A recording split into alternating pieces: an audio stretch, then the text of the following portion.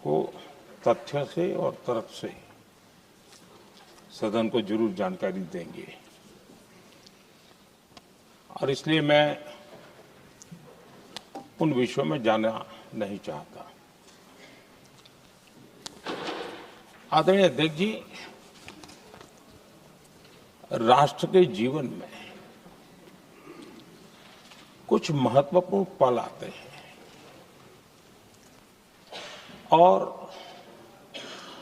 उस समय की समाज की मनस्थिति और नेतृत्व की क्षमता उस पल को कैप्चर करके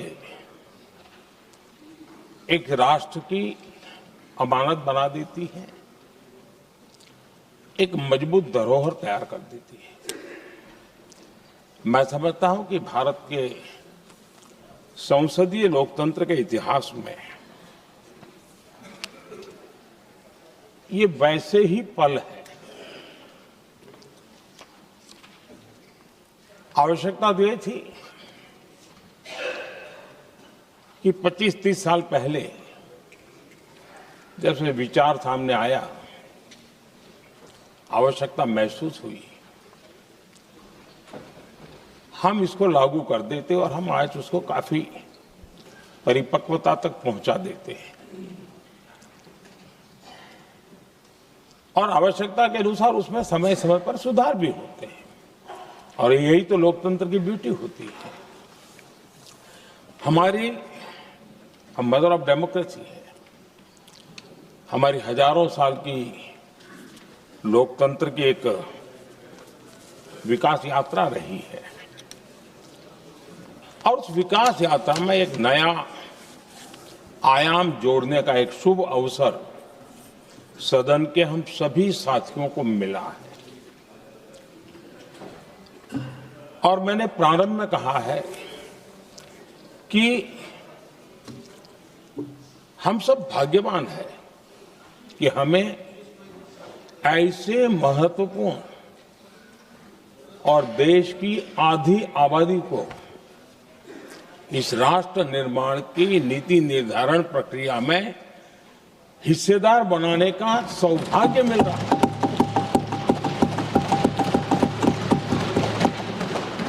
ये हम लोगों के लिए सौभाग्य है और मैं चाहता हूं कि मेरे सभी माननीय सांसद, मैं इधर उधर की आज बात करना नहीं चाहता हूं, हम सभी सांसद इस महत्वपूर्ण अवसर को जाने न दें।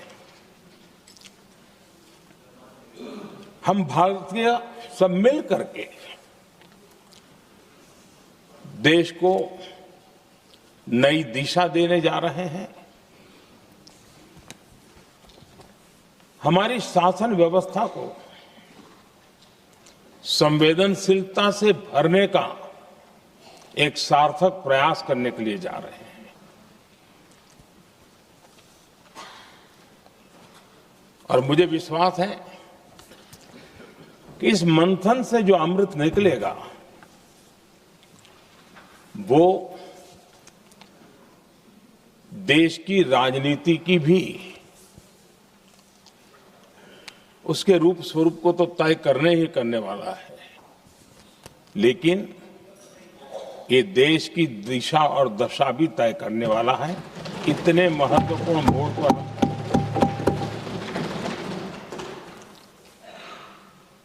आदरणीय अध्यक्ष जी, 21वीं सदी में भारत एक नए आत्मविश्वास के साथ आगे बढ़ रहा है। विश्व में भी आज भारत की स्वीकृति हम सब महसूस कर रहे हैं और ये हम सबके लिए गौरव का पल है।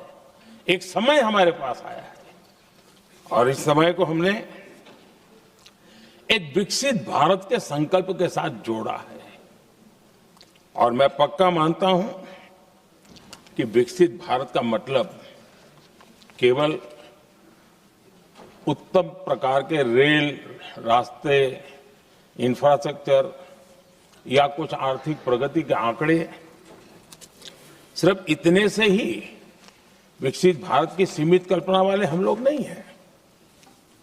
हम चाहते हैं कि विकसित भारत जिसके नीति निर्धारण में साच अर्थ में सबका साथ सबका विकास का मंत्र समाहित हो, देश की 50% जनसंख्या नीति निर्धारण का हिस्सा बने, ये समय की मांग है। हम पहले ही देरी कर चुके हैं, कारण कोई भी होंगे, जिम्मेवार कोई भी होंगे, लेकिन इस सच्चाई को हमें स्वीकार करना होगा कि जब हम अकेले मिलते हैं तब मानते हैं हाँ यार, लेकिन जब सामूहिक रूप से मिलते हैं, मुझे याद है कि जिस इसकी प्रक्रिया चली थी, सभी दलों से मिलना हुआ है, एक दल को छोड़ करके जिन जिन से मिलना हुआ है, हर एक ने सैद्धांतिक विरोध नहीं किया है। बाद में जाकर के जो कुछ भी हुआ होगा, राजनीतिक दिशा पकड़ी जा रही है, लेकिन जो राजनीतिक दिशा में ही सोचते हैं, मैं उनको भी एडवाइज करना चाहूंगा, एक मित्र के रूप में एडवाइज करता हूं और सबको काम आएगी। हमारे देश में जब से विमेन रिजर्वेशन को लेकर के चर्चा हुई है और उसके बाद जब जब चुनाव आया है, हर चुनाव में महिलाओं को मिलने वाले इस अधिकार का जिसने विरोध किया है, जिसने विरोध किया है, देश की महिलाओं ने उन्हें माफ नहीं किया है। उनका हाल बुरे से बुरा किया है। लेकिन ये भी देखिए कि 24 के चुनाव में ऐसा नहीं हुआ। क्यों नहीं हुआ? ये इसलिए नहीं हुआ कि 24 में सबने सहमति इसको पारित किया, तो ये विषय ही नहीं रहा। किसी के पक्ष में पॉलिटिकल फायदा नहीं हुआ, किसी का नुकसान भी नहीं हुआ। सहज रूप से जो मुद्दे थे, उन मुद्दों के आधार पर चुनाव लड़ा, क्योंकि 24 में सब साथ में थे। कुछ लोग यहां हैं, कुछ लोग नहीं है, लेकिन सब साथ में थे। आज भी मैं कहता हूं, अगर हम सब साथ में जाते हैं तो इतिहास गवाह है कि किसी एक के राजनीतिक पक्ष में नहीं जाएगा। ये देश के लोकतंत्र के पक्ष में जाएगा, देश के सामूहिक निर्णय शक्ति के पक्ष में जाएगा और हम सब उसके यश के हकदार होंगे। न ट्रेजरी बैंक उसका हकदार रहेगा, न मोदी उसका हकदार रहेगा, यहां बैठे हुए सब हकदार रहेंगे। और इसलिए जिन लोगों को इसमें राजनीति की बू आ रही है, मैं चाहूंगा कि वो खुद के परिणामों को पिछले 30 साल में देख ले। फायदा उनका भी इसी में रास्ता दिखाता हूं, इसी में फायदा है कि जो नुकसान हो रहा है उसे बच जाओगे। और इसलिए मैं समझता हूं कि इसको राजनीतिक रंग देने की जरूरत नहीं है। आदरणीय अध्यक्ष जी, मुझे याद है तब तो मैं शासकीय व्यवस्था की राजनीति में नहीं था, मैं एक संगठन के कार्यकर्ता के नाते काम करता था। उस समय एक चर्चा सुनने को मिलती थी गलियारों में कि देखिए ये कैसे लोग हैं,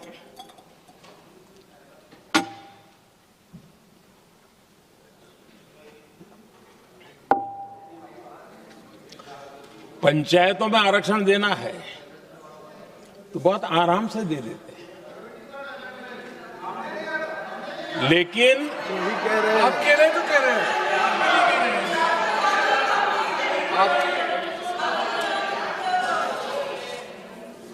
पंचायतों में आरक्षण देना है तो आराम से देते हैं, क्योंकि उसमें उनको खुद का पद जाने का डर नहीं लगता है।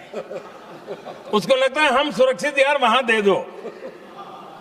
ये उस समय गलियारों में बहुत चर्चा थी कि बोले कभी नहीं करेंगे यहां बैठे हुए। क्यों? क्योंकि उनका कुछ जाएगा। और इसलिए और बगे पंचायत का हो जाता है, 50% तक पहुंच गए। मैं राजनीतिक दृष्टि से और भी एक बात समझाना चाहता हूं साथियों। आज से 25 साल 30 साल पहले जिसने भी विरोध किया तो विरोध राजनीतिक सतह से नीचे नहीं गया था। आज ऐसा समझने की गलती मत करना। पिछले 25-30 साल में ग्रास रूट लेवल पे पंचायती चुनाव व्यवस्थाओं में जीत करके आई हुई बहनों में एक पॉलिटिकल कॉन्शियसनेस है। वे ओपिनियन मेकर हैं ग्रास रूट लेवल पे। 30 साल पहले वो शांत रहती थी, बोलती नहीं थी, समझती थी, बोलती नहीं थी। आज वो वोकल है और इसलिए अब जो भी पक्ष विपक्ष होगा, वो जो लाखों बहनें कभी न कभी पंचायत में काम कर चुकी है, प्रतिनिधित्व कर चुकी है, जनता के सुख दुख की समस्याओं को गहराई से देखा है, वो आंदोलित है। वो कहती हैं कि झाड़ू कचरा वाले काम में तो हमें जोड़ देते हो, वो तो परिवार में भी पहले होता था, अब हमें निर्णय प्रक्रिया में जोड़ो। और निर्णय प्रक्रियाएं विधानसभा में और पार्लियामेंट में होती है।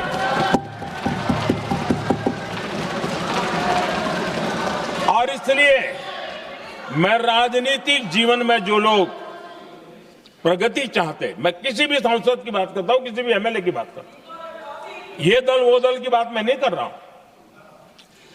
जो भी राजनीतिक जीवन में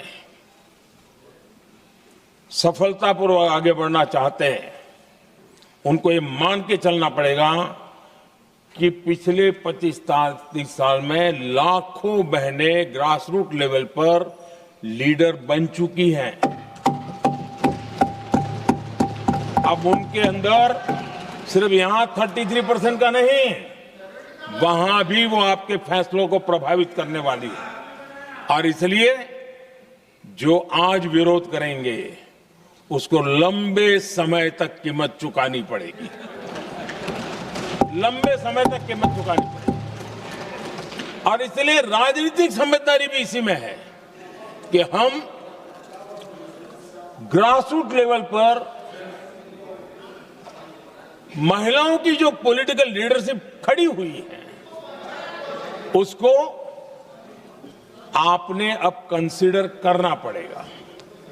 यहां मैंने सुना हमारे मुलायम सिंह जी थे, तब से एक विषय चला रहे हैं, उनके परिवार वाले भी चला रहे हैं।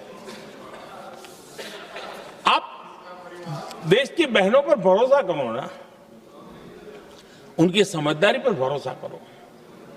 एक बार 33% बहनों को यहां आने दो, आकर के उनको निर्णय करने दो, किसको देना है, किसको नहीं देना है, इस वर्ग को देना, उस वर्ग को देना, करेंगे वो निर्णय। हम उनके सामर्थ्य पर आशंका क्यों करते भाई? एक बार आने तो दो, उनको आने तो दो। जब आएंगे तो 34 पे और दूसरा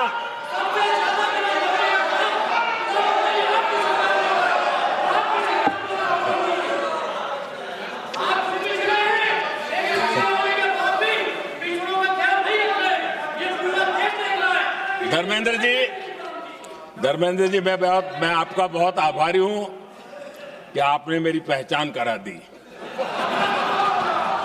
ये बात सही है, मैं अति पिछड़े समाज से आता हूं।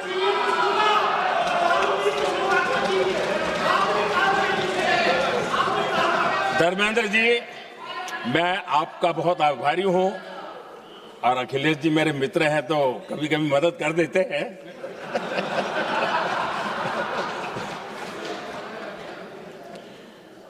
ये बात सही है कि मैं अति पिछड़े समाज से आता हूं, लेकिन मेरा दायित्व समाज के सबको साथ लेके चलने का है। और यही मेरे संविधान ने मुझे यही रास्ता दिखाया है। मेरे लिए संविधान ही सर्वोपरि है। और इसलिए ये संविधान की ताकत है कि मेरे जैसा अत्यंत छोटे समाज का, अति पिछड़े समाज के व्यक्ति को इतना बड़ा दायित्व देश ने दिया।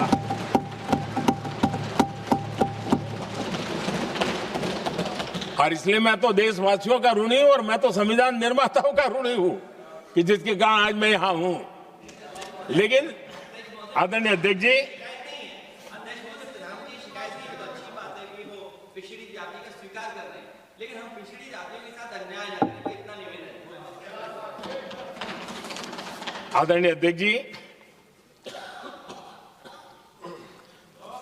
आज जीवन के हर क्षेत्र में हम देखें कि नारी शक्ति देश के गौरव को बढ़ाने वाले परचम लहराने में कहीं पीछे नहीं है जी। हम गर्व से कर सकें इस प्रकार से जीवन के अलग अलग क्षेत्रों में आज हमारी माताएं बहनें बहुत बड़ा योगदान, हमारी बेटियां तो कमाल कर रही है जीवन के हर क्षेत्र में।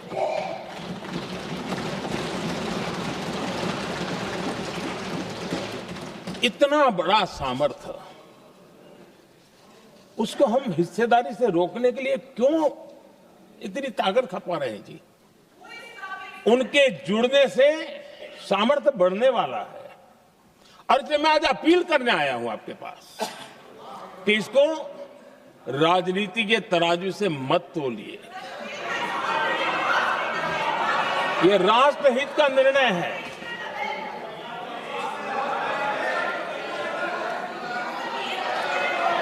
आदरणीय अध्यक्ष जी, आज का हमारा हमारे सामने अवसर